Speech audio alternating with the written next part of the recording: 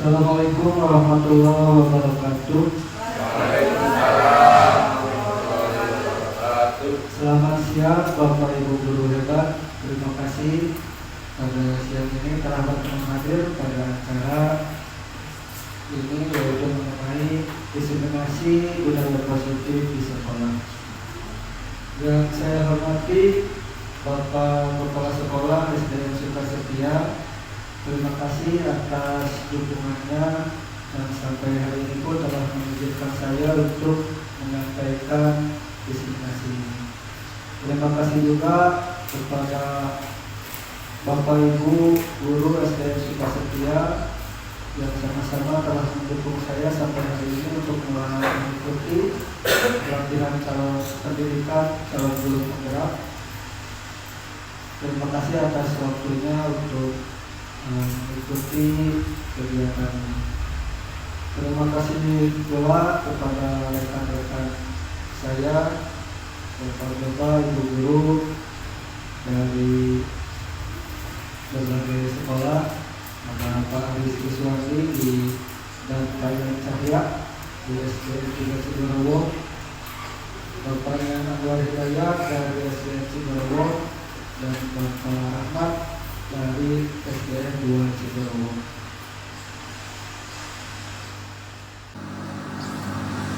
Pada kesempatan ini saya akan menyampaikan beberapa hal yang sudah saya pelajari dalam pendidikan calon guru penggerak, yaitu yang dipelajari di modul 1.4 mengenai budaya positif.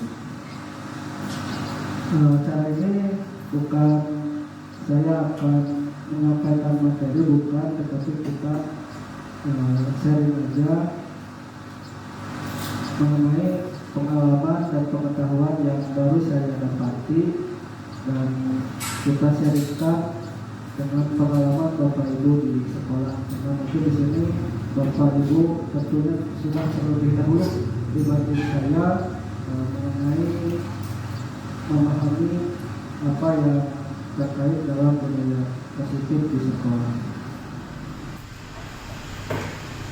Nah, sebelum ke budaya positif, saya akan terlebih dahulu menceritakan mengenai filosofi pendidikan menurut Ki Hajar Dewantara. Kalau di pendidikan guru penggerak ini dipelajari di modul 1.1. Nah, menurut Ki Hajar Dewantara, tujuan pendidikan adalah menuntut segala kodrat yang ada pada anak agar mereka dapat mencapai keselamatan dan kebahagiaan yang sejati-jatinya, baik sebagai manusia maupun sebagai anggota masyarakat. Oleh sebab itu, pendidik itu hanya dapat menuntut tubuh atau hidupnya kekuatan kodrat yang ada pada anak-anak, agar dapat memperbaiki lakunya, bukan dasar hidup dan tubuhnya kekuatan kodrat.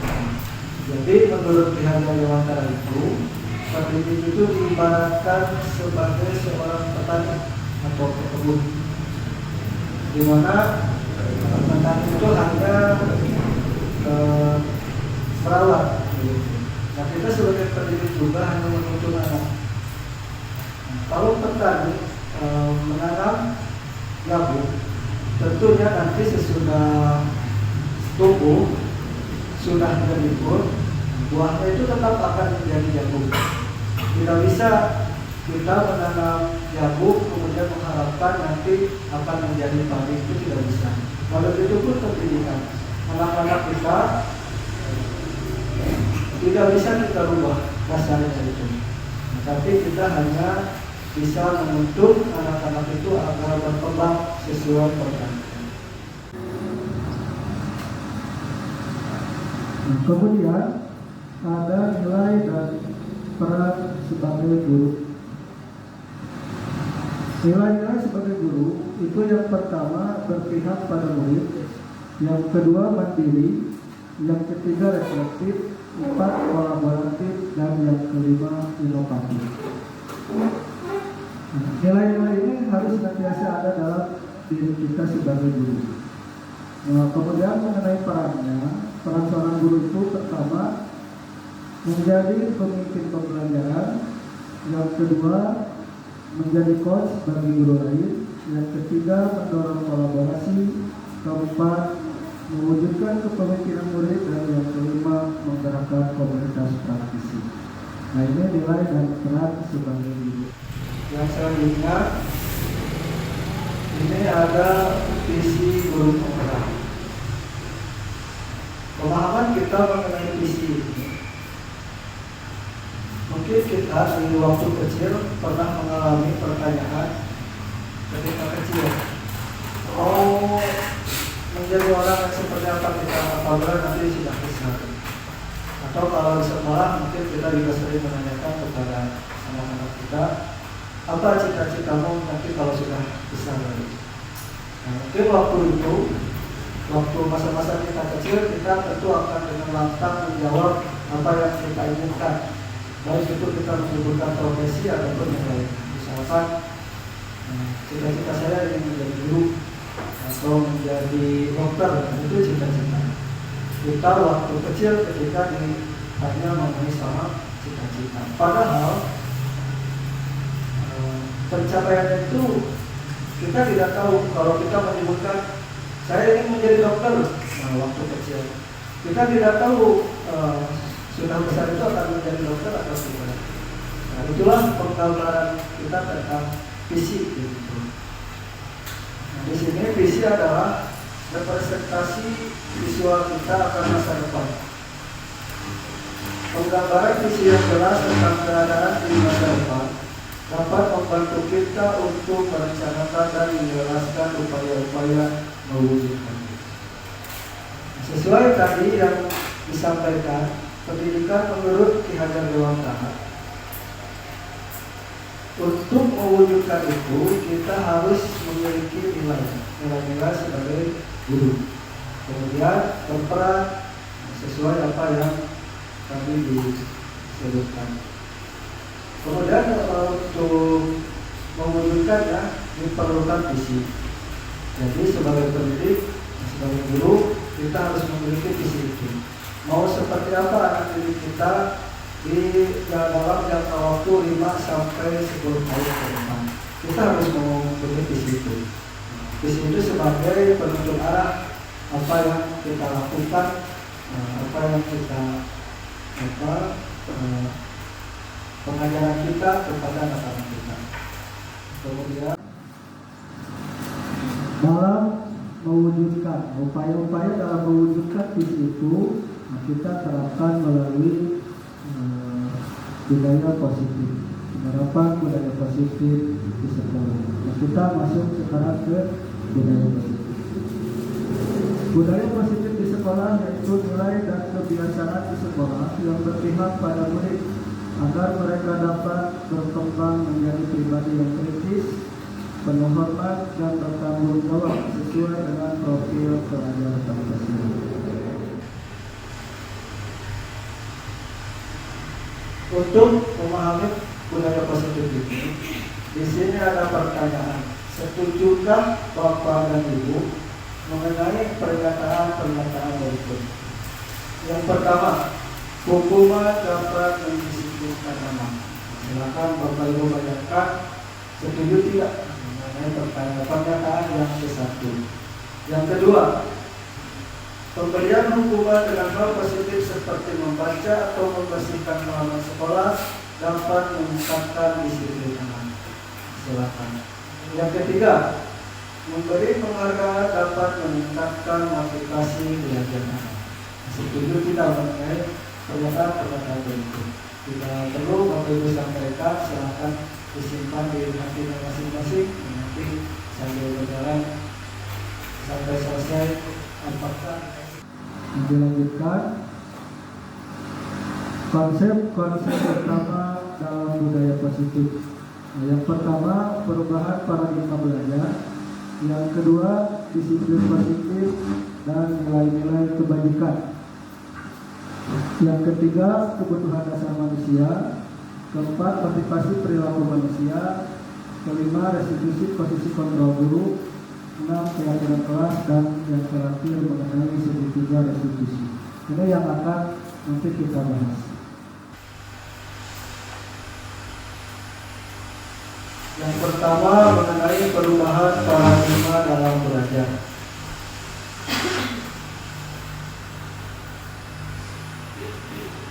Bila kita ingin membuat kemajuan perlahan, bila kita ingin membuat kemajuan perlahan, sedikit-sedikit, ubahlah sikap atau perilaku Anda. Namun bila kita ingin memperbaiki cara-cara utama kita, maka kita perlu mengubah kerangka acuan kita. Ubahlah bagaimana Anda melihat dunia, bagaimana Anda berpikir tentang manusia. Ubahlah paradigma Anda, skema pemahaman dan penjelasan aspek-aspek tertentu tentang realitas. Nah, ini mengenai paradigma, perubahan paradigma dalam belajar. Di sini ada kegiatan cobalah buka. Ini untuk meningkatkan pemahaman kita mengenai perubahan paradigma belajar ini. Apa yang akan kita ubah itu? Dalam kegiatan cobalah buka ini, Anda dan teman Anda akan melakukan kegiatan cobalah buka. Anda adalah A dan teman Anda adalah B. Sedangkan berpasang-pasangan, tetapi cukup dibayangkan saja, tidak perlu dipraktekkan karena dikhawatirkan probabilitas tidak akan kondisi kalau dipraktekkan seperti itu. Silakan Bapak Ibu dibayangkan saja Anda dan teman-teman Anda di sebelahnya. Anda adalah A, tugas Anda adalah mengepalkan salah satu tangan Anda. Coba Anda bayangkan bahwa Anda menyimpan sesuatu yang sangat berharga di dalam kepala tangan Anda. Anda perlu menjaga benda tersebut sekuat tenaga Anda, karena begitu pentingnya untuk kehidupan Anda. Sementara tugas rekan Anda itu B adalah mencoba dengan segala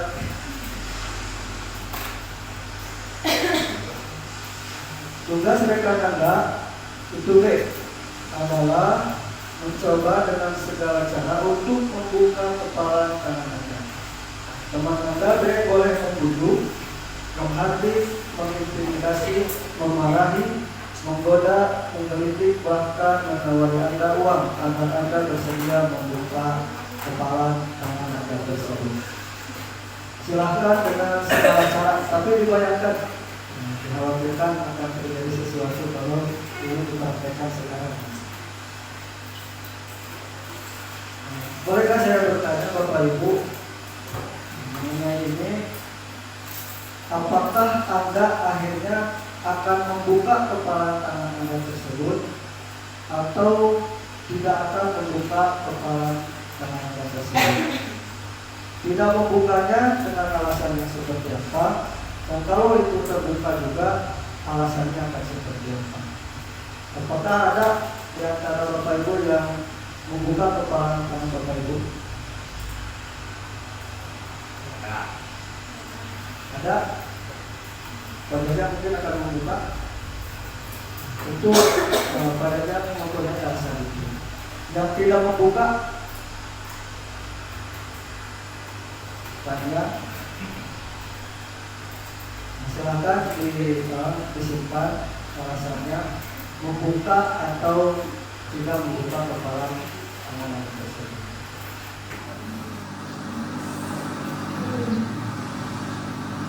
Ini mengenai miskonsepsi tentang makna kontrol.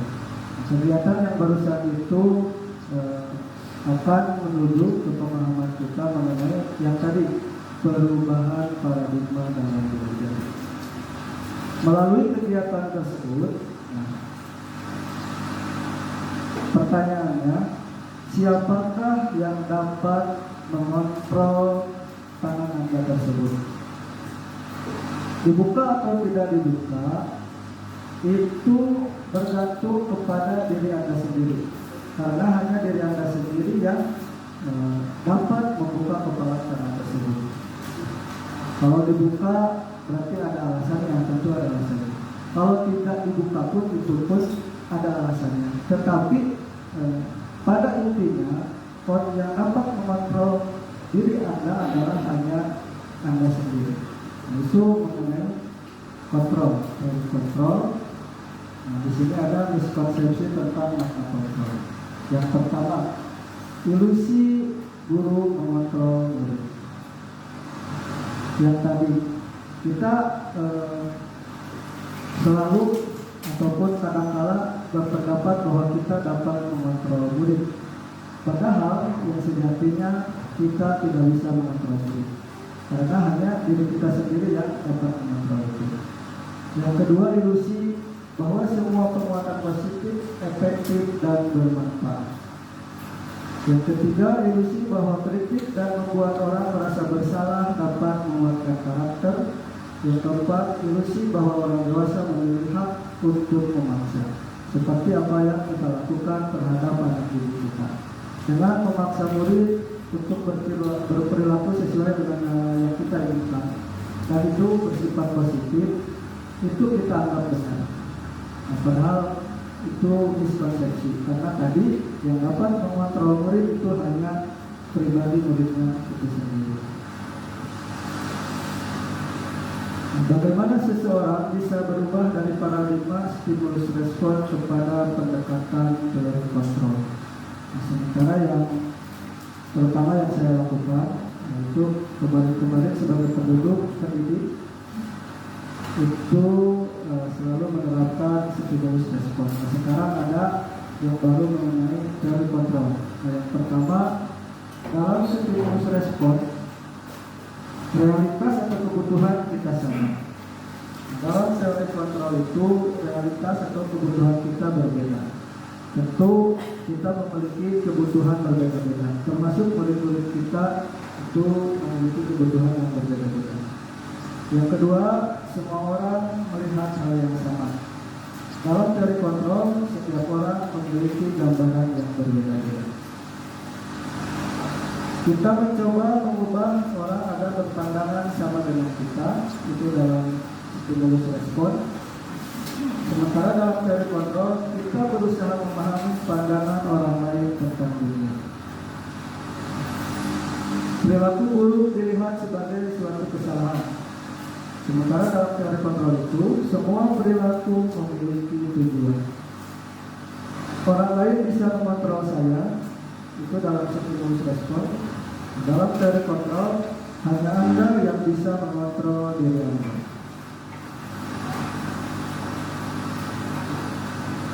Saya bisa mengontrol orang lain. Dalam teori kontrol, Anda tidak bisa mengontrol orang lain. Pemaksaan ada pada saat bujukan gagal. Dalam teori kontrol, kolaborasi dan konsensus menciptakan pilihan-pilihan baru. Model berpikir menang kalah, sementara dalam teori kontrol itu model berpikir menang-menang. Sekarang mengenai disiplin positif. Untuk menerapkan budaya positif di sekolah, kita akan tentunya sebagai guru akan mendisiplinkan anak-anak didik kita. Disiplin positif ini kita terapkan tentu untuk tujuannya adalah tadi membiasakan budaya positif di sekolah. Ki Hajar Dewantara menyatakan bahwa untuk mencapai kemerdekaan atau dalam konteks pendidikan kita saat ini, untuk menciptakan murid yang merdeka, syarat utamanya adalah harus ada disiplin yang kuat. Disiplin yang dimaksud adalah disiplin diri yang memiliki motivasi internal. Jika kita tidak memiliki motivasi internal, maka kita memerlukan pihak lain untuk mendisiplinkan kita, atau motivasi eksternal karena berasal dari luar, bukan dari dalam diri kita sendiri. Pertanyaannya, apa yang dimaksud dengan disiplin? Sementara ini, banyak di antara kita yang memaknai disiplin itu adalah yang bersifat memaksa agar anak-anak taat terhadap aturan yang telah kita sepakati. Nah, padahal disiplin ini tentunya harus berasal dari dalam diri kita sendiri. Jadi anak Perilaku disiplin itu bukan karena kita paksa agar patuh atau taat, tetapi anak-anak kita berdisiplin atas dasar kemauannya sendiri. Nah, sebagai pendidik, tujuan kita adalah menciptakan anak-anak yang memiliki disiplin diri sehingga mereka bisa berperilaku dengan mengacu pada nilai-nilai kebaikan universal dan memiliki motivasi intrinsik bukan eksklusif. Ini menurut Ki Hajar Dewantara.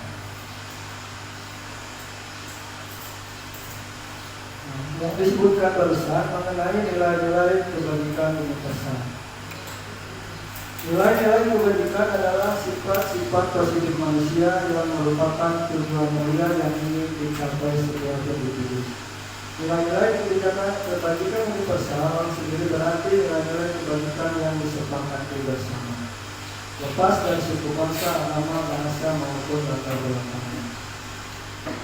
Beberapa institusi atau organisasi pendidikan telah memiliki nilai-nilai kebajikan yang diyakini dan disepakati bersama. Salah satunya adalah nilai-nilai kebajikan yang ingin dicapai oleh setiap anak Indonesia yang kita kenal dengan profil pelajar Pancasila. Tentu ada nilai-nilai yang disepakati, yang ingin kita capai dan yang ingin kita terapkan di sekolah. Banyak nilai-nilai yang disepakati di berbagai organisasi pendidikan. Tetapi kita di Indonesia tentu telah mempunyai kesepakatan nilai-nilai itu. Dan itu termuat dalam profil pelajar Pancasila. Ini nilai-nilai yang hendak kita wujudkan di sekolah. Mengenai profil pelajar Pancasila ini, sebagaimana yang kita ketahui, yang pertama, beriman bertakwa kepada Tuhan Yang Maha Esa dan berakhlak mulia. Yang kedua, berkebinekaan global. Yang ketiga, bergotong royong, kreatif, bernalar kritis, dan mandiri. Untuk mewujudkan tadi penerapan budaya positif di sekolah juga, dan untuk penerapan disiplin positif di sekolah, kita harus memahami kebutuhan dasar manusia. Seluruh tindakan manusia memiliki tujuan tertentu. Semua yang kita lakukan adalah usaha terbaik kita untuk mendapatkan apa yang kita inginkan.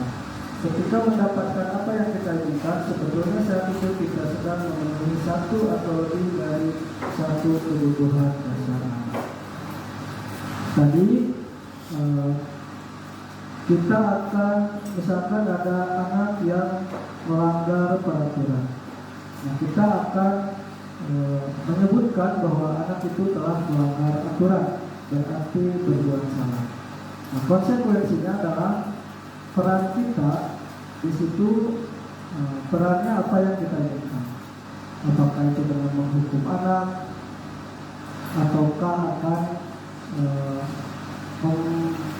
membimbing perilaku anak agar tidak berbuat yang demikian lagi, itu tergantung kita.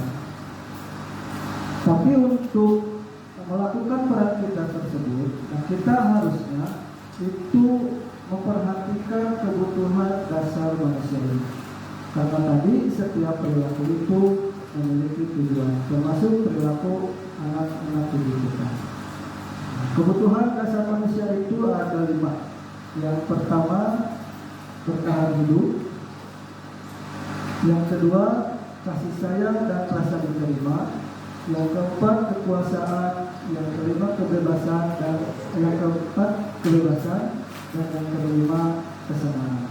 Nah, itu harusnya itu terpenuhi. Sebagai manusia, kelima ini harus terpenuhi, termasuk dalam diri anak-anak didik kita. Bertahan hidup. Nah, di sini mungkin dari segi keamanan, anak-anak butuh memiliki rasa aman ketika belajar di sekolah kita. Kasih sayang dan rasa diterima, itu tidak perlu ya diberikan kembali. Bapak Ibu juga sudah memahami akan hal itu. Kekuasaan. Kekuasaan ini berarti pengakuan akan diterimanya apa yang dapat kita lakukan. Anak-anak didik kita juga ini butuh pengakuan mengenai keterampilan yang telah mereka miliki. Itu dari segi kekuasaan. Kemudian kebebasan ini adalah mandiri. Jadi anak memiliki kebebasan untuk mengembangkan minat dan bakatnya. Gitu. Tidak kita paksa sesuai dengan keinginan kita. Itu kalau dihubungkan dengan murid-murid kita. Kemudian yang kelima, kesenangan. Sebagaimana kita juga sebagai guru juga menginginkan hal-hal yang seperti ini, termasuk kesenangan. Kalau murid-murid kita mungkin kesenangan dalam belajar. Yang kelima, kebutuhan dasar manusia ini harus terpenuhi dari manusia itu, baik sebagai kita guru dan juga murid-murid kita. Yang selanjutnya, teori motivasi, hukuman dan penghargaan dan restitusi.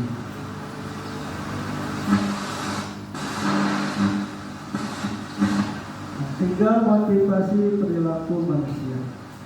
Yang pertama, untuk menghindari ketidaknyamanan atau hukuman. Yang kedua, untuk mendapatkan imbalan atau penghargaan dari orang lain. Yang ketiga, untuk menjadi orang yang mereka inginkan dan menghargai diri sendiri dengan nilai-nilai yang mereka percaya. Nah, ini kita dapati anak-anak didik kita di sekolah. Murid-murid kita itu berperilaku sesuai yang mana yang disebutkan dalam ketiga pernyataan ini. Apakah murid kita itu berperilaku sesuatu itu karena untuk menghindari ketidaknyamanan atau hukuman? Karena misalkan karena ini tidak ingin dihukum oleh kita.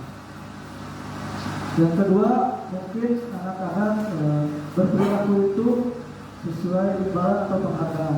Misalkan dengan kita bujuk, kita beri penghargaan, atau kita berikan imbalan berupa hadiah apa, anak didik kita dapat melakukan sesuatu. Atau yang ketiga ini, mereka berperilaku itu sesuai dengan apa yang mereka inginkan. Apakah itu untuk menghargai diri sendiri dengan nilai-nilai yang mereka percaya. Nah, anak didik kita ini berperilaku sesuai yang ini. Tiga motivasi perilaku manusia. Ada pertanyaan. Untuk menghindari ketidaknyamanan atau hukuman apa yang akan terjadi saya tidak melakukannya. Ini maksudnya untuk menghindari ketidaknyamanan atau hukuman. Pertanyaannya, apa yang akan terjadi apabila saya tidak melakukannya? Nah, itu termasuk ke dalam motivasi eksternal. Untuk mendapatkan imbalan dari orang lain atau institusi. Apa yang akan saya dapatkan apabila saya melakukannya? Itu juga masih termasuk ke dalam motivasi eksternal. Yang ketiga, untuk menghargai diri sendiri, saya akan menjadi orang yang seperti apa apabila saya melakukannya. Nah, ini yang termasuk ke dalam motivasi ini maksudnya motivasi internal. Motivasi internal ini adalah tujuan disiplin positif.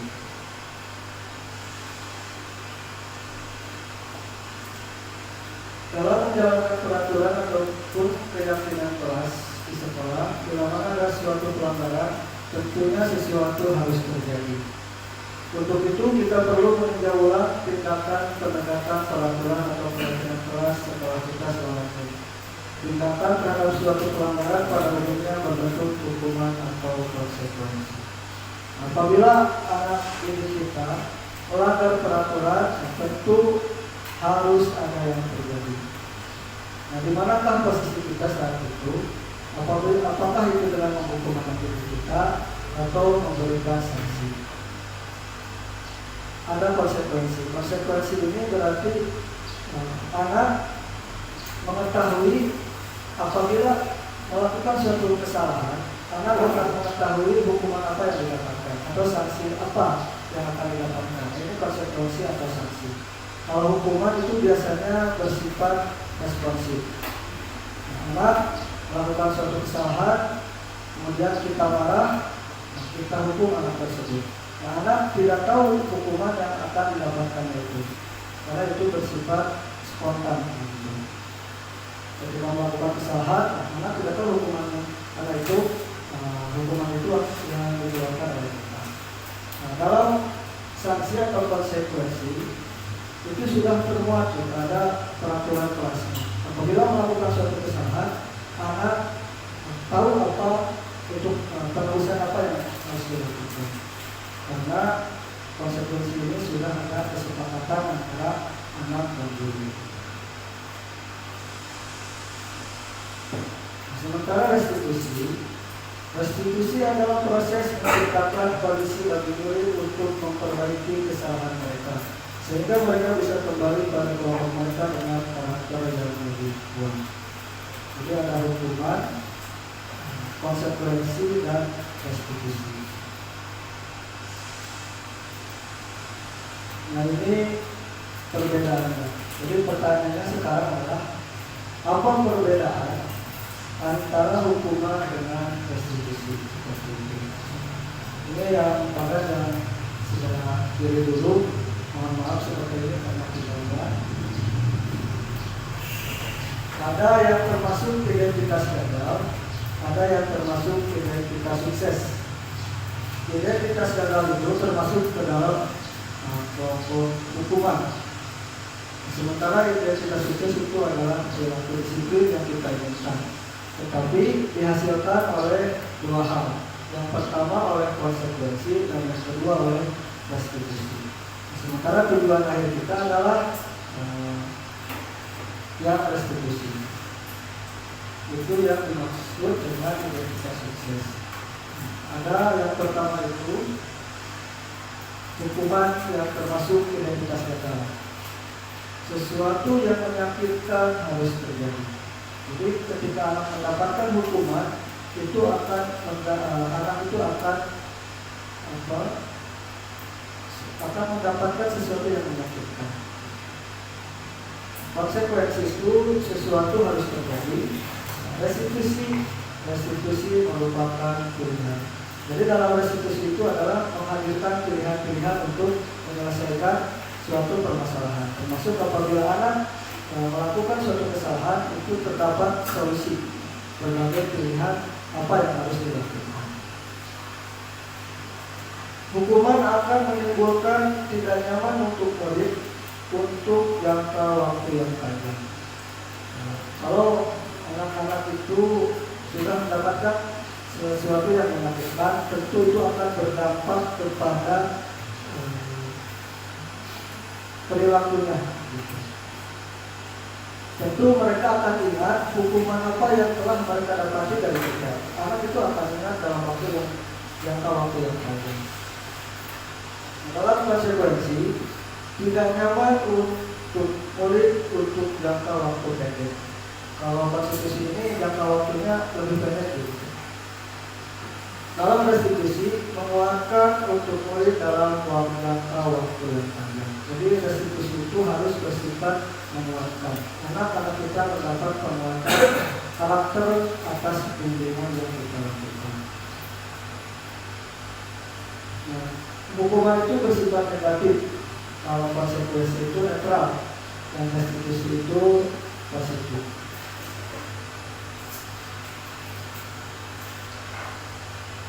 Nah, dalam hal yang negatif, contohnya kata-kata yang dikeluarkan adalah awas kalau dilakukan lagi ya, nanti awas kamu. Itu ada ancaman gitu. Kalau yang konsekuensi itu bersifat netral. Lakukan apa yang saya katakan. Kalau yang restitusi, apakah hal ini yang sesungguhnya ingin kamu lakukan? Hukuman itu bersifat paksaan. Kalau konsekuensi stimulus respon, restitusi itu berasal pada teori kontrol. Hukuman mendorong menyalahkan diri, konsekuensi mendorong kepatuhan, teori kontrol mendorong disiplin positif. Dalam hukuman, penerapan hukuman itu dibuat oleh guru. Tadi karena bersifat spontan, kita akan menghukum murid. Dan murid itu tidak tahu hukuman apa yang akan mereka dapat. sementara konsekuensi itu dibuat oleh guru dan murid. Karena tadi sudah disepakati, misalkan di kelas itu ada tata tertib, tata tertibnya apa, kalau melanggar apa yang harus dilakukan, itu anak sudah tahu. Karena konsekuensi ini dibuat atas dasar kesepakatan guru dan murid. Sementara dalam restitusi dibuat oleh murid. Jadi solusi-solusinya, apa yang harus dilakukan ketika membuat kesalahan itu didasarkan oleh murid itu sendiri. Solusi itu datang dari murid itu sendiri.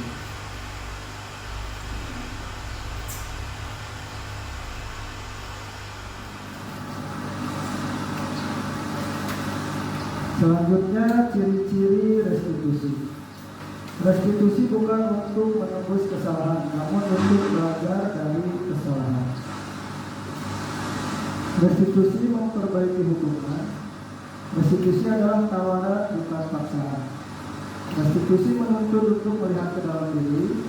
Restitusi mencari kebutuhan dasar yang merasa diinginkan. Kemudian yang selanjutnya, restitusi fokus pada karakter, bukan tindakan. Dan yang terakhir, restitusi berfokus pada solusi.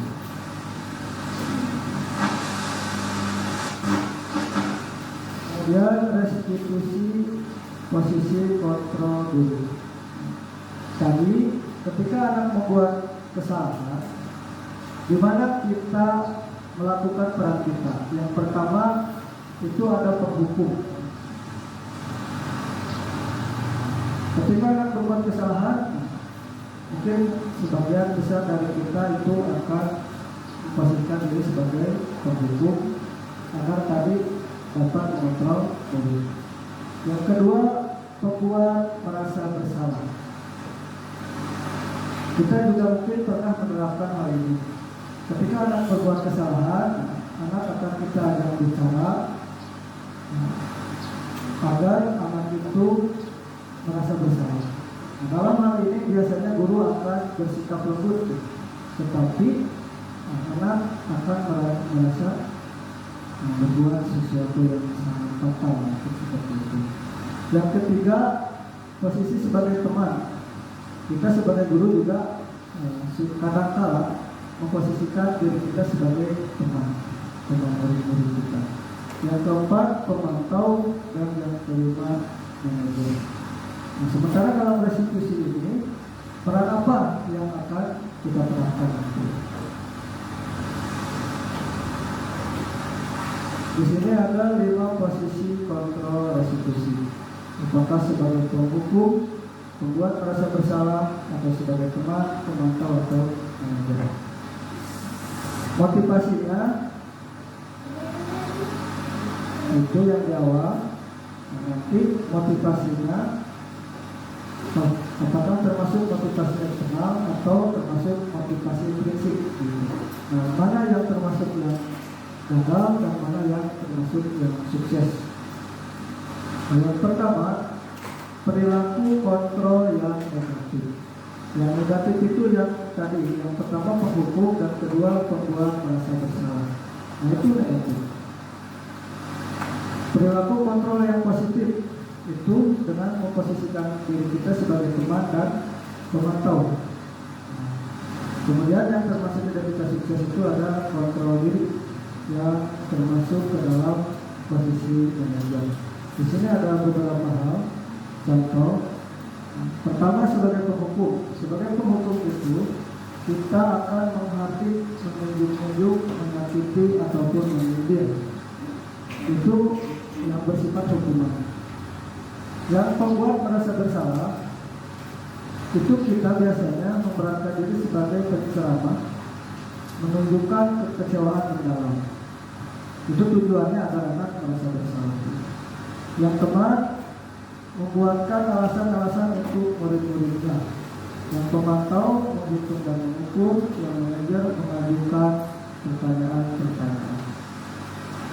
Guru akan berkata kalau sebagai penghukum, kalau kamu tidak melakukannya, saya akan.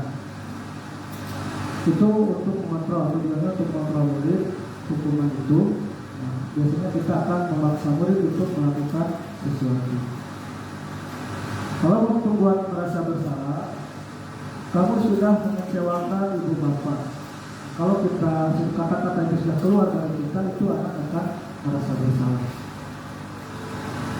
Sebagai teman, lakukan demi bapak atau ibu. Ya sudah, nanti bapak ibu bantu bereskan. Kalau sebagai pemantau, kita akan melakukan pertanyaan-pertanyaan sebagai berikut. Apa peraturannya? Anak akan kita tanya. Apa konsekuensinya?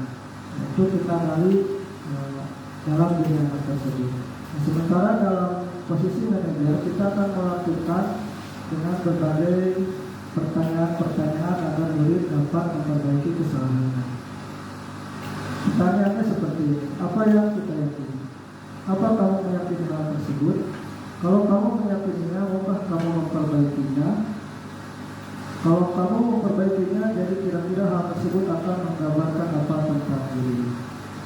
Nah, ini peran posisi kita saat menghadapi murid.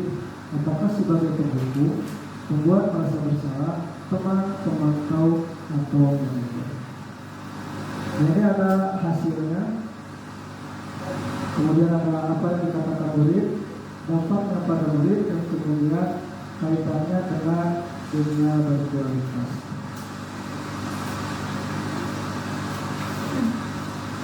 Di sini ada contoh dalam video ini, contoh-contoh peran kita sebagai guru selama ini, dan apa peran yang nantinya diharapkan dapat kita lakukan. Coba kita lihat.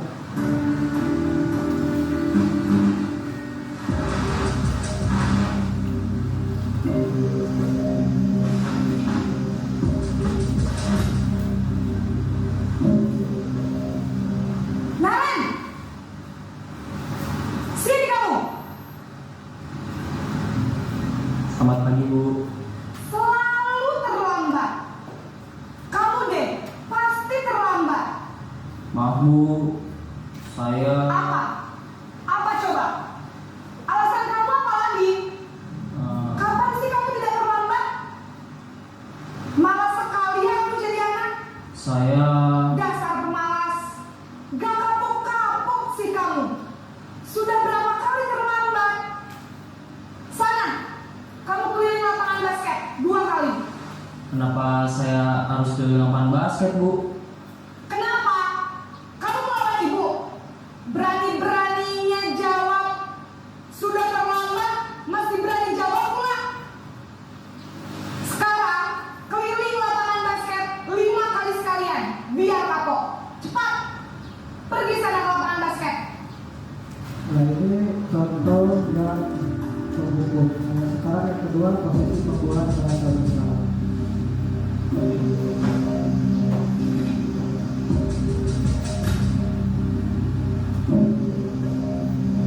Naren,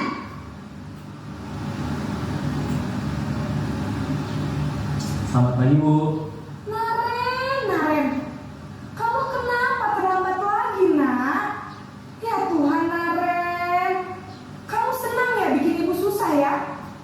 Kalau kamu terlambat lagi, nanti ibu yang ditegur bapak kepala sekolah, nak. Disangka ibu tidak bisa membina kamu.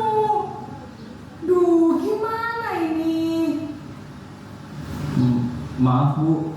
Duh, Gusti Naren, kamu suka ya kalau ibu ditegur bapak kepala sekolah? Terus, sekarang ibu harus tulis apa ini di buku absen? Ini kamu sudah sering terlambat loh. Ibu harus apa coba? Maaf, Bu. Maaf sekali. Ya sudah, lain kali jangan bikin ibu susah lagi ya, nak ya. Ibu tidak akan kuat lagi kalau kamu begini terus. Bisa jantungan kalau ibu ditegur bapak kepala sekolah. Sana cepat ke kelas. Maaf ya, Bu. Maaf sekali. Posisi pembuat rasa bersalah berbicara dengan nada tenang.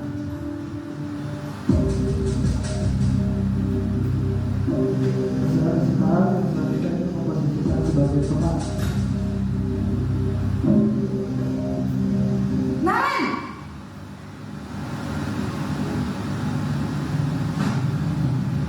pagi Bu. Wah, sudah jam berapa ini nak? Terlambat lagi ya sayang. Iya Bu, habis ibu saya lupa bangunkan saya Bu. Kamu malah menyalahkan ibu kamu. Kamu bukannya anak yang larinya paling kencang. Kok terlambat sih? Iya Bu, saya memang terlambat bangun tadi. Jadi biarpun saya lari kencang, tetap gak kekejar Bu. Ya sudah sana. Nanti lain kali larinya lebih kencang lagi ya. Biar gak terlambat lagi. Bikin senang ibu. Demi ibu. Bisa kan? Bisa Bu. Ya sudah sana masuk kelas. Ibu beresin urusan absen kamu. Kamu ini ada-ada saja.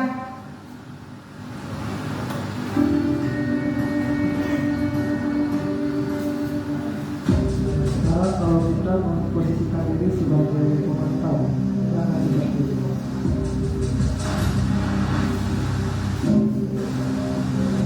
Naren!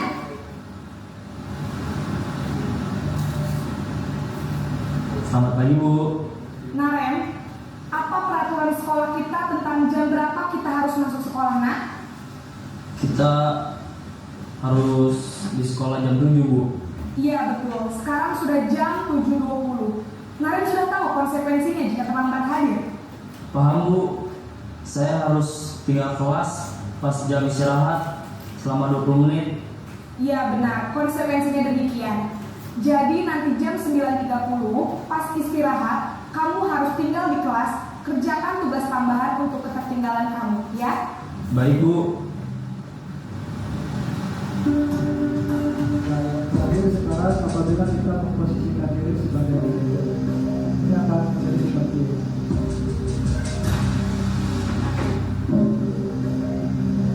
Naren!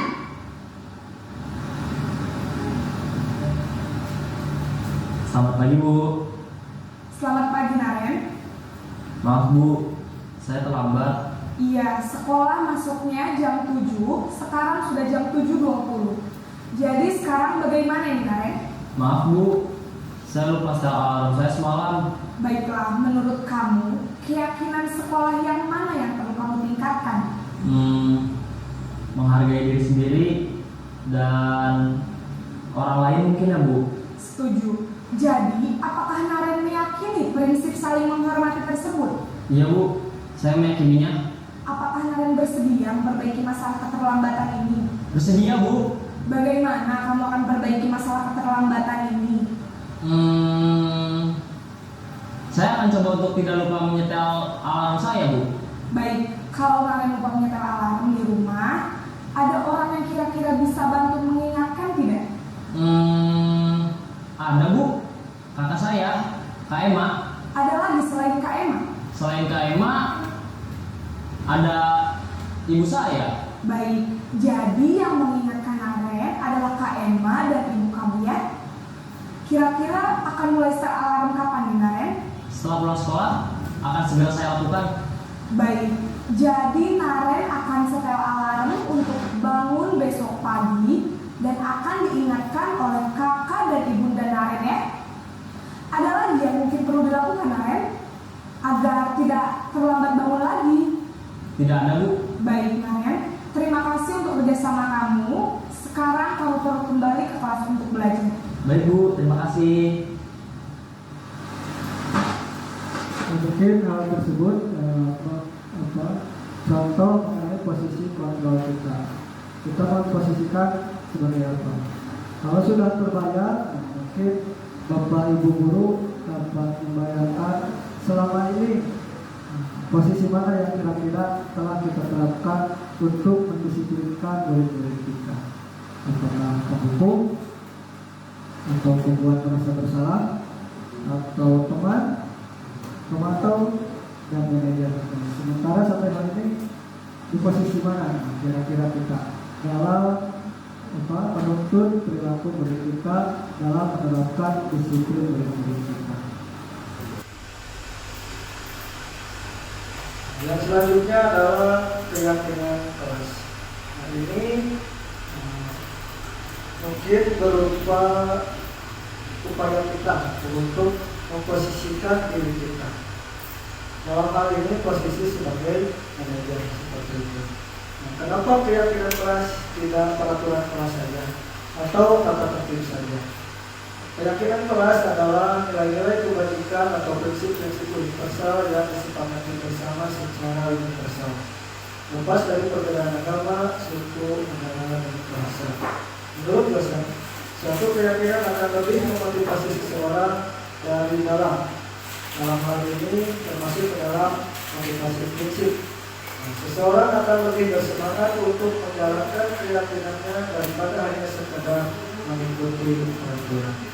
Ini yang dimaksud kita melakukannya melalui penerapan keyakinan. Contoh untuk membuat keyakinan kelas tersebut.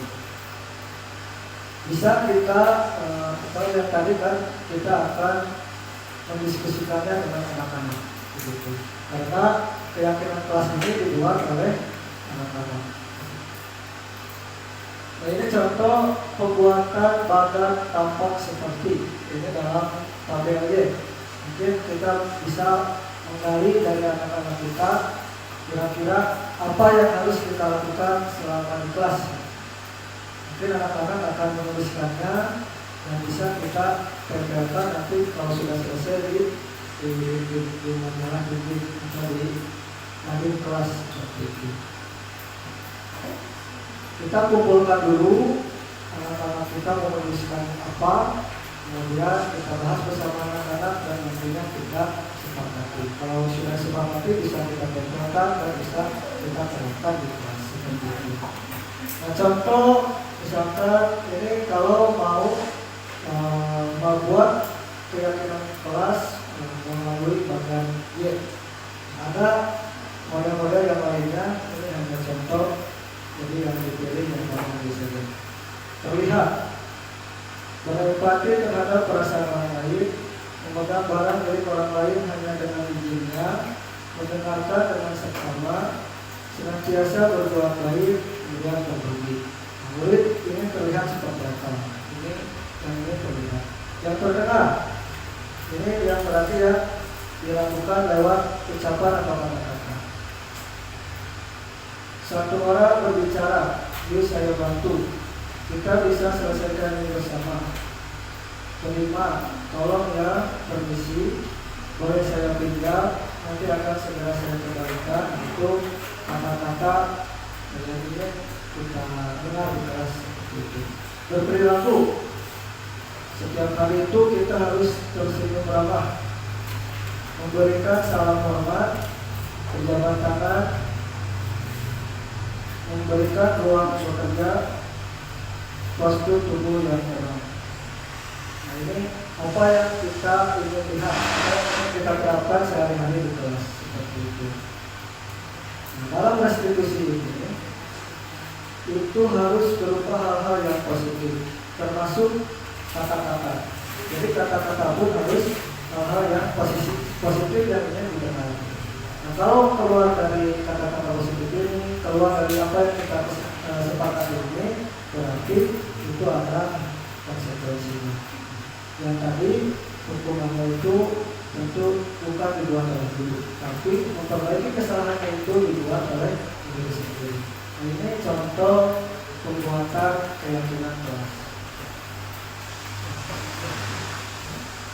Sekarang mengenai segitiga restitusi.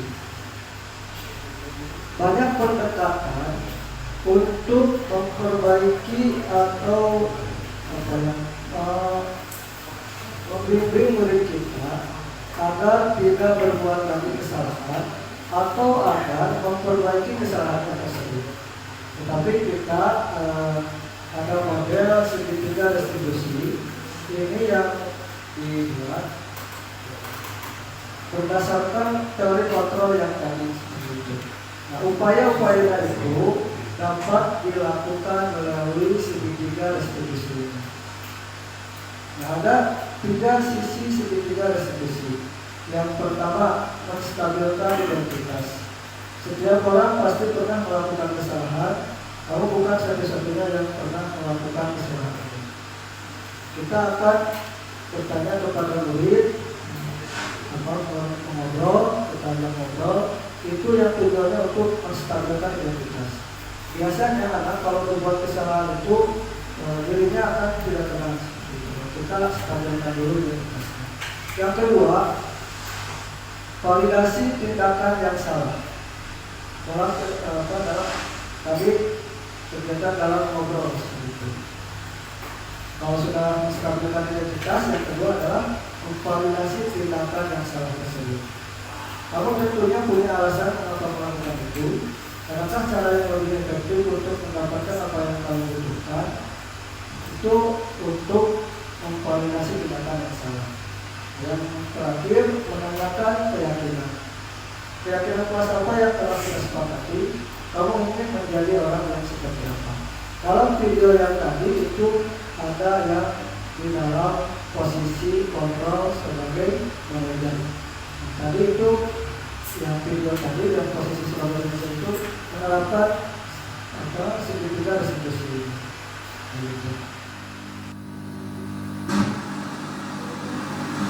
Nah, ini ada contoh penerapan penerapan dari segitiga restitusi. Ini adalah contoh yang saya buat dalam penerapan segitiga restitusi tersebut yang saya lakukan kemarin di kelas 4. Ya, silakan duduk. Apakah betul mereka tidak mengerjakan tugas yang Bapak berikan? Betul, Ya sudah, tidak apa-apa. tapi saya malu takut dimarahi Bapak. Oh begitu, tak usah malu ya. Karena sebagai manusia kadang-kala kita suka berbuat kesalahan dan tak usah takut sama Bapak. Bapak juga tak akan marah. Apakah Najla pernah melihat Bapak marah? Tidak, Tidak kan? Najla tidak mengerjakan tugas.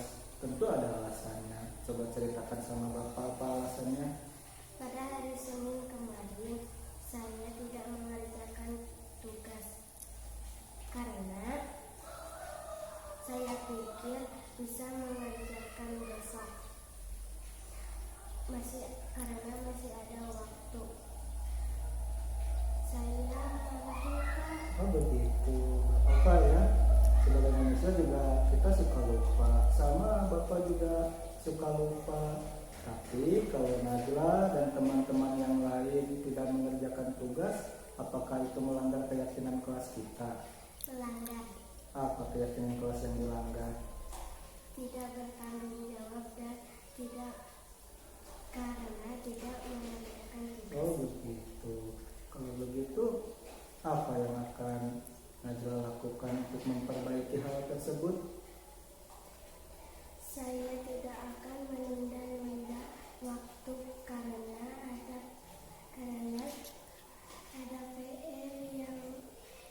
ada PR dari Bapak Ibu. Oh begitu, kalau ada tugas, Najla tidak akan menunda-nunda waktu lagi untuk mengerjakan, begitu ya? Iya, bagus. Dengan melakukan hal tersebut, kira-kira kedepannya Najla mau menjadi orang yang seperti apa? Saya ingin menjadi orang yang bertanggung jawab dan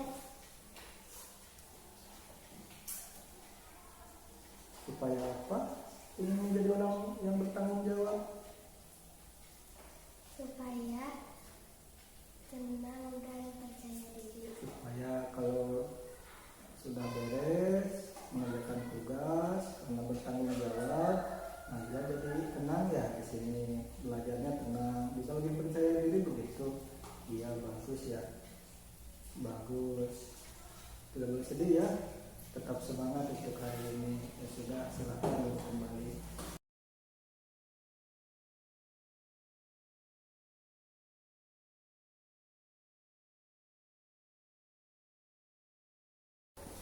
Ya, Adit duduk. Apakah betul tadi Adit mengolok-olok Najla? Ya Pak, betul. Senang ya melakukan itu? Ya Pak, bercanda saja. Begitu Pak. Iya. Adit senang bercanda dengan Najla. Tapi tadi Najlanya ikut senang tidak? Tidak Pak, Najla sedih mau nangis karena takut dimarahin sama bapak. Nah ya kan begitu. Bersenang gurau dengan teman-teman itu boleh, tapi adik bahagia, teman-teman pun juga harus ikut bahagia ya. Iya Pak. Dengan melakukan itu, adik melanggar keyakinan kelas kita atau tidak? Melanggar Pak. Melanggar apa yang dilanggar? Tidak menghargai teman. Oh begitu.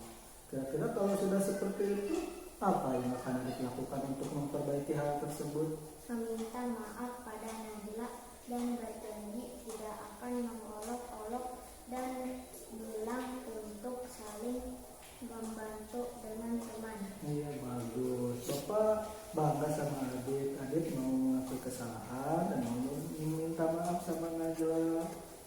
Dengan melakukan hal seperti itu, kira-kira kedepannya adik ingin menjadi orang yang seperti apa? Mau jadi orang yang selalu menghargai teman-teman dan menghargai teman-teman agar saya bisa selalu bahagia bersama teman-teman saya. Bagus ya, harus tetap bahagia ya. Tapi adik bahagia, teman-temannya pun juga harus ikut bahagia. Bagus ya, silakan adik duduk kembali.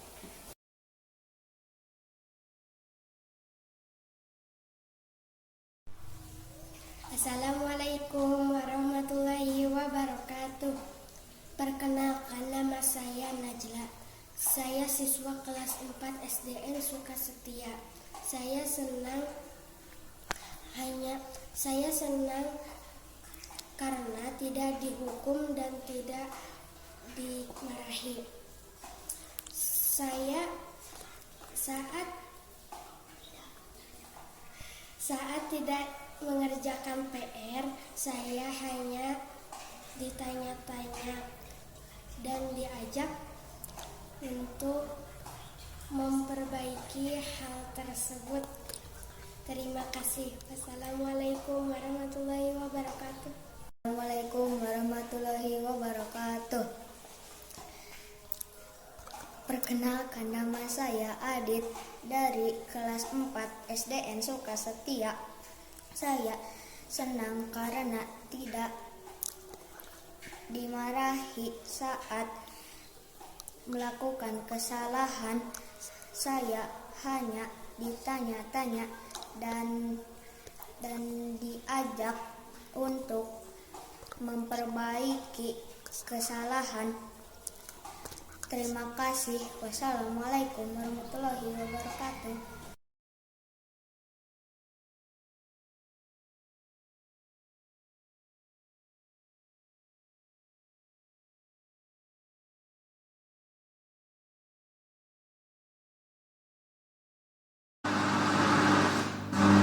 Mungkin itu Bapak Ibu yang barusan itu adalah mengenai penerapan restitusi. Jadi restitusi itu yang memperbaiki kesalahannya itu berasal dari murid. Kita sebagai guru hanya membimbing saja agar murid itu dapat mandiri dan dapat bertanggung jawab. Jadi ketika anak membuat suatu kesalahan, solusi masalahnya tersebut untuk memperbaiki kesalahan tersebut itu kita dapati dari anak-anak itu sendiri, sehingga anak-anak itu memperbaiki kesalahannya melalui idenya sendiri dan mempertanggungjawabkan idenya tersebut oleh diri sendiri. Mungkin itu mengenai penerapan budaya positif di sekolah. Sekian dan terima kasih. Untuk saat ini mengenai pemaparan terkait budaya positif dengan apa yang sudah tadi saya sampaikan sampai yang terakhir. Mungkin apakah ada di antara Bapak Ibu yang mau memberikan tanggapan atau pertanyaan? Oke, silakan. Kalau ada, kalau tidak apa-apa. Mungkin sudah ya. Jadi Bapak Ibu mengenai penerapan membuat budaya positif di sekolah. Nah, sebenarnya ini bukan tugas saya saja gitu, sebagai mungkin yang mengikuti pendidikan guru penggerak ini. Waktu tengah malam selesai saya mengerjakan tugas, saya membuat postingan di medsos mengenai kegiatan apa yang saya lakukan. Pada waktu itu saya baru beres mengerjakan tugas. Nah, ini saya menunjukkan gitu ya, bahwa saya sedang melakukan pendidikan guru penggerak dengan memposting saya yang sedang bekerja menyelesaikan tugas pendidikan guru penggerak ini malam-malam. Kemudian ada yang mengomentari postingan saya tersebut. Saya buat di snap WA, kemudian yang mengomentari itu ternyata dosen saya waktu saya masih belajar di perguruan tinggi. Komentarnya seperti ini. Kok kesannya ada guru yang bukan penggerak ya? Saya waktu itu menemukan, oh iya ya, saya mempelajari ini seakan-akan saya sebagai guru penggerak. Padahal kesan yang ditimbulkan itu, oh iya, kok ada guru kesannya yang bukan penggerak. Padahal sejatinya semua guru itu adalah sebagai seorang penggerak yang melakukan perubahan-perubahan positif untuk memajukan di sekolahnya masing-masing. Seperti itu. Jadi sejatinya bukan apa ya, yang menggerakkan itu bukan hanya saya gitu. Saya hanya yang mungkin yang memiliki kesempatan saja untuk mengikuti pelatihan itu. Padahal kita semua melakukan, padahal kita semua merupakan seorang penggerak di dunia pendidikan. Mungkin seperti itu, Bapak Ibu. Terima kasih atas waktunya. Dalam kegiatan program pendidikan guru penggerak ini harus ada perubahan mengenai budaya positif di sekolah. Nah, ini dapat dilakukan itu kalau ada kolaborasi yang pertama di antara murid, guru, kepala sekolah, dan berbagai pihak yang berkaitan dengan lembaga sekolah kita. Apa yang kita lakukan ini itu harus didasarkan pada kepentingan murid-murid kita. Kita membuat visi itu tidak sesuai dengan apa yang kita inginkan, tapi harus berdasarkan pada kemajuan murid-murid kita. Segala hal apa yang kita lakukan di sekolah itu harus didasarkan pada kebutuhan murid-murid kita untuk mengembangkan nilai-nilainya. Kalau sudah seperti itu, itulah yang diharapkan. Kita dapat menuntun murid-murid kita untuk mengembangkan kodratnya. Mungkin seperti itu. Bapak Ibu, terima kasih atas perhatiannya. Wassalamualaikum warahmatullahi wabarakatuh.